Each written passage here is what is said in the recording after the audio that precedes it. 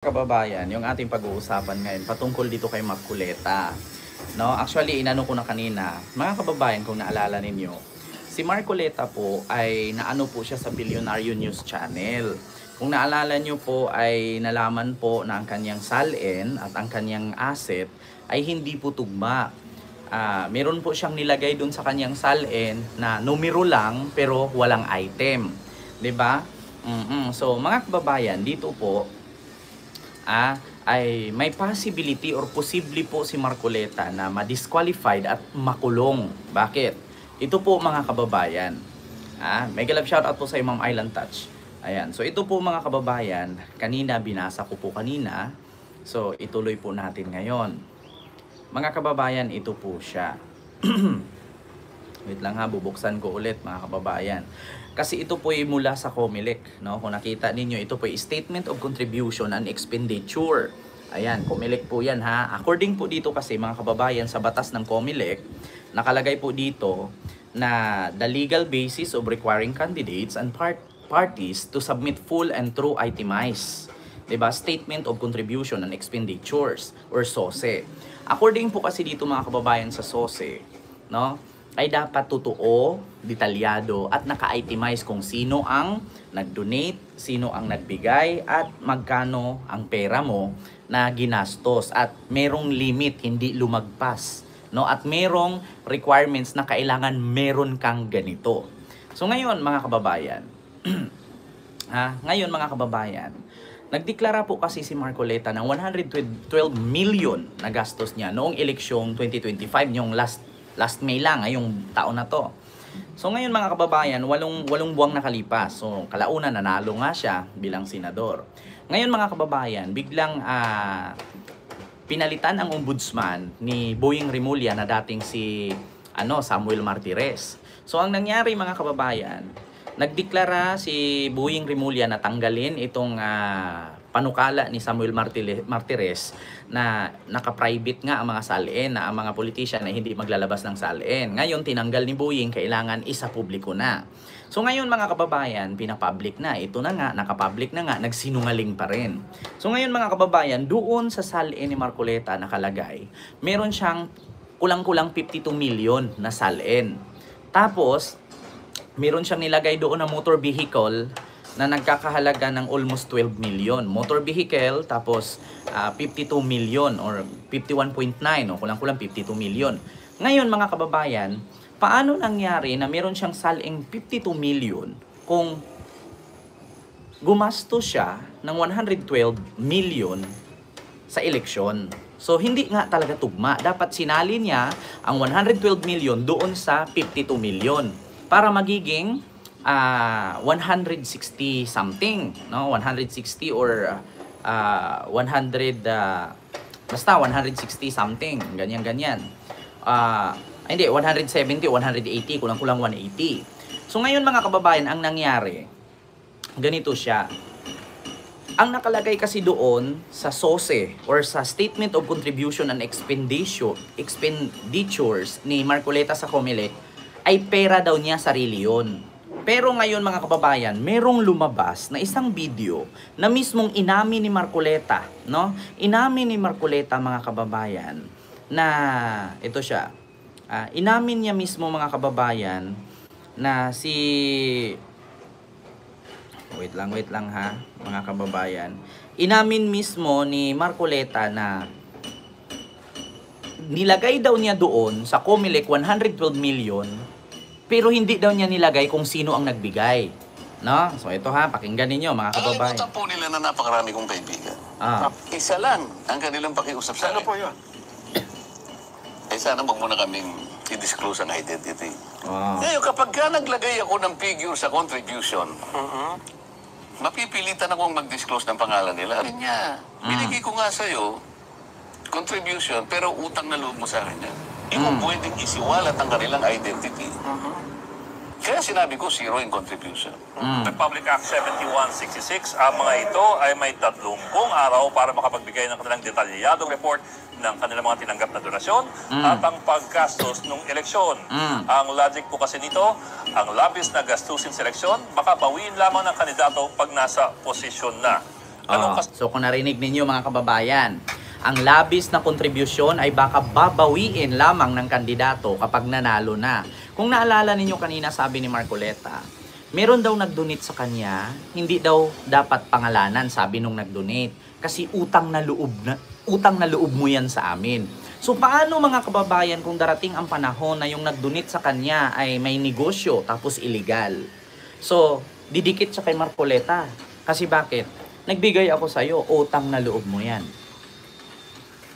'Di ba? Red flag po yan, mga kababayan. Kasi ang sabi niya doon, utang na loob mo yan sa akin. Huwag mo na lang isulat yung pangalan namin. So paano kung darating ang panahon na yung nag-donate sa kanya gagawa ng illegal? Walang permit, walang tax. Or di kaya smuggle. Kasi nag-donate sa kanya. So utang na loob mo yun eh. 'Di ba? Utang na loob yun eh.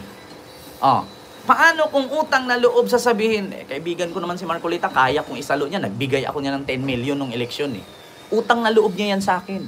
Hindi ko lang pinalagay yung pangalan ko doon. Hindi nga naman nilagay ni Marcoleta ang kanyang pangalan doon sa SOSE, sa COMELEC, noong pinadeclared sila kung magkano ang gastos. Inangkin niya na sa kanya daw galing. According yan sa Billionaire News Channel, mga kababayan. So ngayon mga kababayan, tayo bilang mga botante, papayag ba tayo na linlangin na lang tayo? Alam niyo ba, malaking kaso yan. Panlilinlang at kasinungalingan yan, manlilinlang na sinungaling pa. Di ba? Malaking kaso yan. Alam niyo ba ang kanyang... dito sa SOSE na ito, ito po ay detalyadong report na nagsasaad kung sino-sino ang mga nagbigay ng donasyon para sa isang kandidato o partido. Pangalawa, magkano ang mga donasyon na ito? At pangatlo, magkano naman ang ginasto sa kampanya? Diba? Hindi nga niya dineclare. Dineclared lang niya yung presyo. Tapos sabi niya sa sarili daw niyang bulsa galing. Nakalagay kasi dito mga kababayan, inulit-ulit ko talagang basahin itong nasa COMELEC, no, na Statement of Contribution and Expenditure. Nakalagay dito, the legal basis of requiring candidates and parties to submit full, true, and itemized. Full, true, and itemized. Once kasi na nilagdaan mo yan dun sa baba na yan ay totoo, pawang katotohanan lamang ang mga sinasabi at nilagay mo doon. So paano mo nasasabi ngayon ng full, true, and itemized kung mismo inamin mo sa Net25 show or programa ng Net25 na hindi mo nilagay yung mga pangalan ng mga nagdodonate sa'yo, doon pa lang sinungaling ka. Doon pa lang niloko mo na yung taong bayan. Doon pa lang yung mga INC nanood sa'yo, niluloko mo na at mga bumoto sa yung INC. Diba?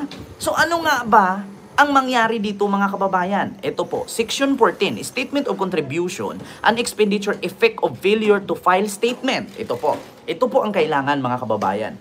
Effect to Failure to File Statement. Ano ba ang nanglagay?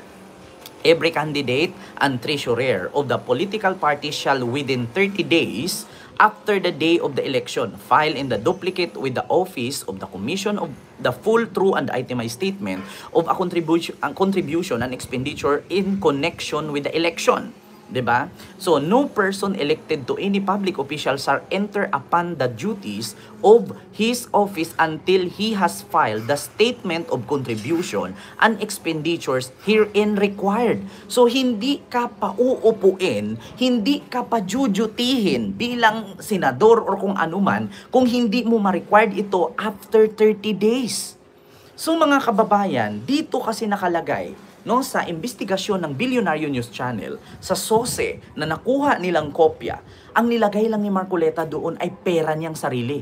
Walang contributor, walang donor.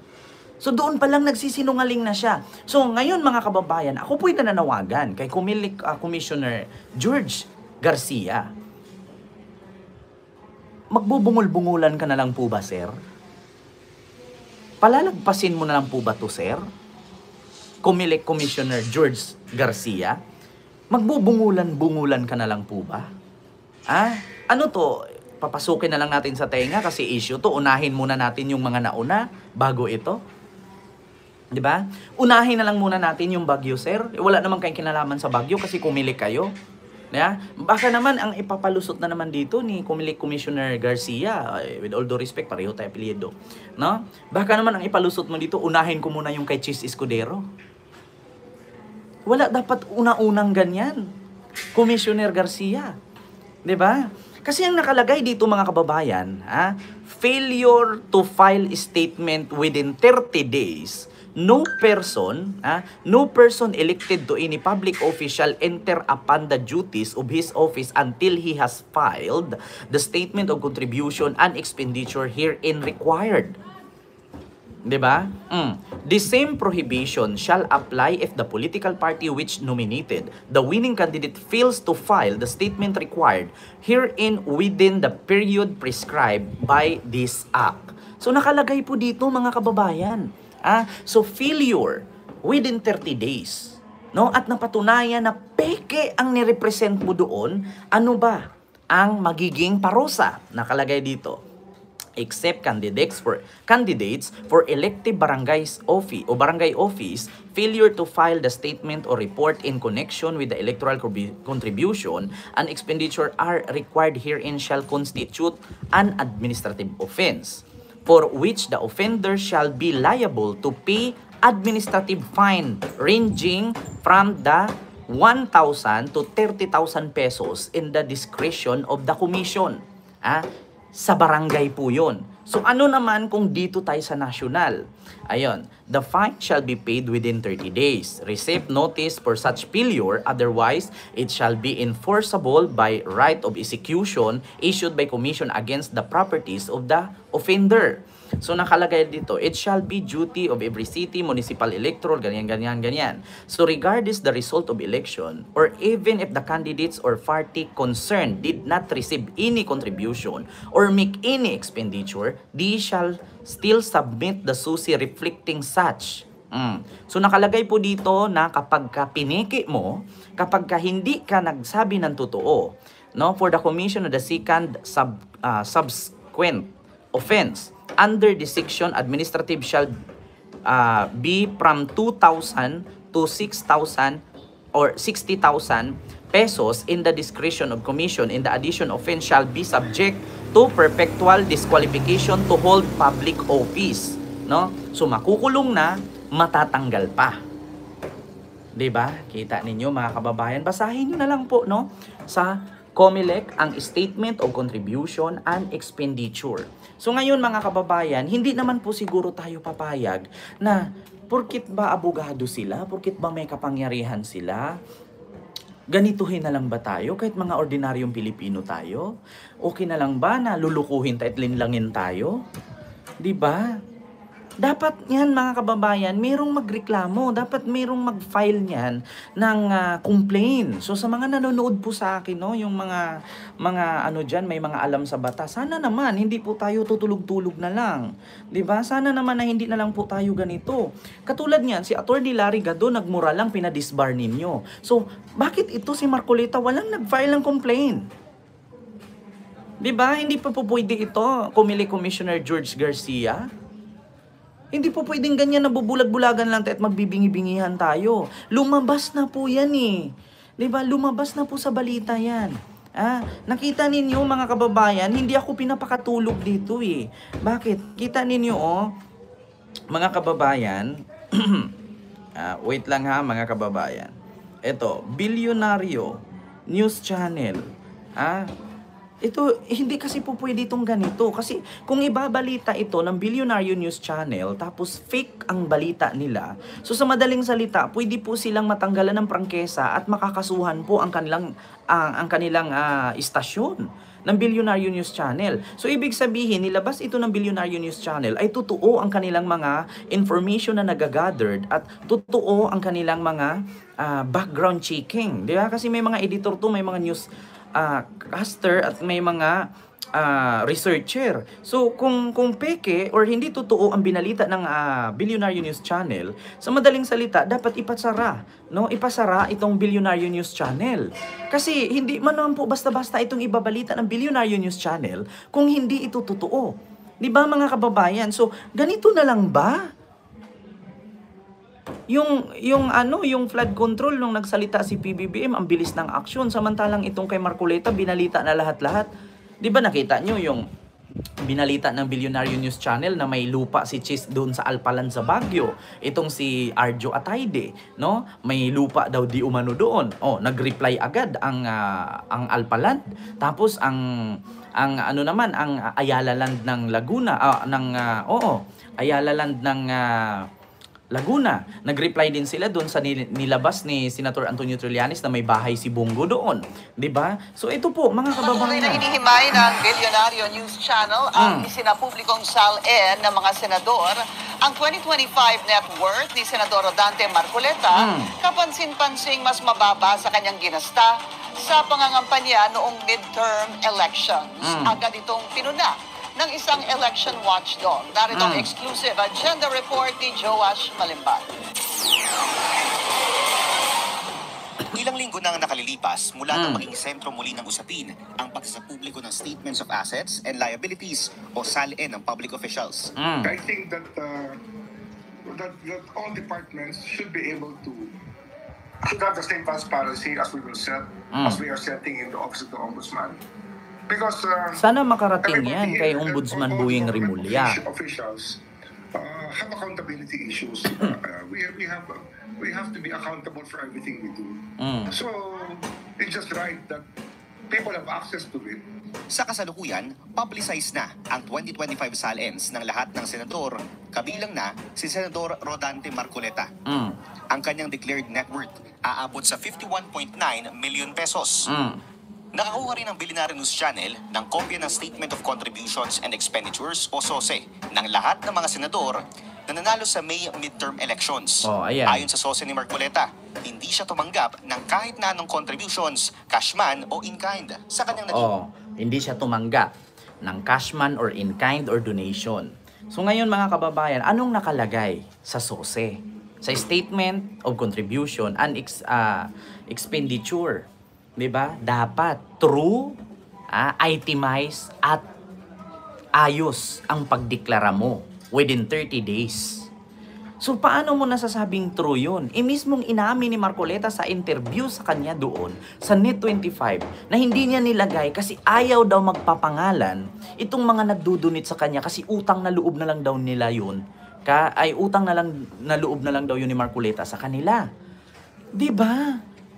So ano to? Lukuhan? Hindi man siya nagnakaw, pero para na din tayong ninakawan eh. Kasi alam nyo, ang pagsisinungaling at panglilin lang sa tao ay katumbas ng pagnanakaw. 'Di ba? Walang pinagkaiba ang pagsisinungaling at pagnanakaw, hindi tayo dapat matahimik. 'Di ba? Hindi dapat tayo magpapalin lang ng ganito. Ang pagsisinungaling at pagluloko mo, ay katumbas yan ng pagnanakaw. Diba? Tapos naghamon pa si Marcoleta na maglabas kayo ng batas na nagsasaad na pinagbabawal daw ang mag-declare ng pangalan ng donator. Oh my God! Diba? Sabi niya doon sa Net25, o sige, maglabas kayo ng batas. Na, kung anumang batas yan na pinagbabawal na hindi ako maglagay ng pangalan kung sinong nag-donate. Diyos ko naman, ako po'y nananawagan sa lahat ng himpilan ng gobyerno at mga abogado na nanonood sa akin ngayon or mga vlogger na abogado. Reaksyonan niyo po ito kung ano po ang tawag dito, mali ni Marcoleta. Kasi ako bilang vlogger, nagre-react lang naman ako. Hindi naman po tayo dito gumawa ng fake news kasi meron po tayo mga sources. Kaya nga po sabi ko, kung fake news po ang nilabas ng Billionaire News Channel, ay may possibility na makasuhan sila ni Marcoleta at may possibility na mapasara ang kanilang ahensya together with the MTRCB at ang NTC, matanggalan sila ng prangkesa. Kasi nagbabalita sila ng hindi accurate at hindi tugma. Wala namang concern, wala namang reklamo na nag-file sa kanila. So, ibig sabihin, totoo. Ngayon, mga kababayan, ako po'y nananawagan sa Comelec, magbubungol-bungulan na lang po ba tayo? Sir George Erwin Garcia? Ano to? Kwento na lang? Ano to? 'Di ba? Kasi ang mangyayari dito mga kababayan, kung hindi ka magsumiti ng tama sa Omnibus, according kasi sa Omnibus Election Code, no? Kapag hindi ka naglagay ng tama, sakto at naka-itemize at pangalan ng kung sino mga nagdo-donate within 30 days, ma-disqualified ka, makulong ka, matanggal ka pa sa posisyon bilang kung ano ang posisyon mo. Halimbawa, senador ka, congressman ka, mayor ka, gobernur ka, or ano pa. 'Di ba? Kasi maskin sa mga local government, ganun din. 'Di ba? Tapos nakalagay pa doon sa kanyang salin, mga kababayan, na meron siyang 12 billion doon na liabilities, pero hindi niya nilagay kung ano yun. Kung ano yung 12 million. May lumabas pa naman, mga kababayan, na merong mga netizen na nakakita sa kanyang sumakay siya sa isang sports car na luxury cars na Audi R8 na nagkakahalaga ng 12 to 17 million. No? So, pwede naman nating sabihin na 12 million, yun yung liabilities niya, yung sasakyan niya. Kasi nakalagay doon motor vehicles eh. At saka napaka-imposible naman, mga kababayan, kung yung Audi na luxury cars na sinakyan niya na nakuhaan siya ng netizen. Ito po yun, mga kababayan. Post po yun ni Jesus Palsis, Attorney Jesus Palsis. No, nag-post po si Attorney Jesus Palsis na nahuliha or napicturan nga daw itong si Marcoleta na sakay-sakay sa isang sports car na Audi. Ito po yun, mga kababayan. Ito po yun, wait lang ha. Ikot-ikot po na sila.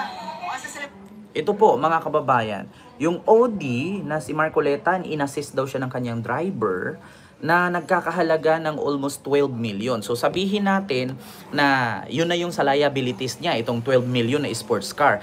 Paano yung sinakyan niya na Toyota Land Cruiser na meron pang wangwang? So bukod dyan sa Audi na yan, na nagkakahalaga ng 12 million, kasi 12 million motor vehicles ang nilagay niya dun sa salin, pero hindi naka-itemize kung ano yung motor vehicles na yun. Isang sasakyan lang ba yun? 5 sasakyan ba yun?